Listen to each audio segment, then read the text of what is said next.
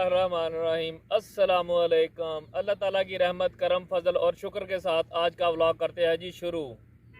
दोस्तों आज आप मरबे आए हुए हैं तो मरबे आए इस करके क्योंकि खाद का देना सी एक तो छट्टा अजमल तो नींबू छट्टा दे रहे हैं तो मैं कहना कोई छट्टा दवा लीए क्योंकि कणक अपनी माशाल्लाह बहुत सोहनी आ।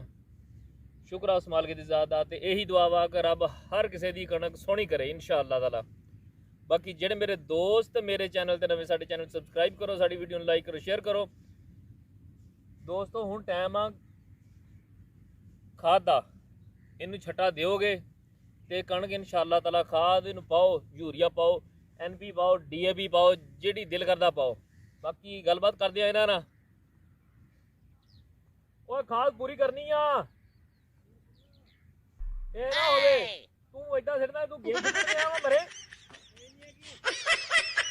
चल छट्टा दे शुरू कर दबिया काम नू अज वाले इनू का डबल छट्टा देना वा दोरा इनका दोरा छट्टा देना बेपता लगू।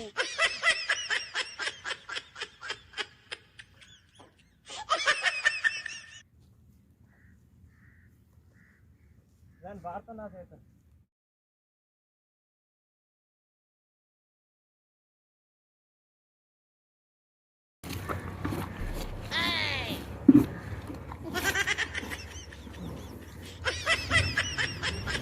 दबी बनती है ने हाथ दे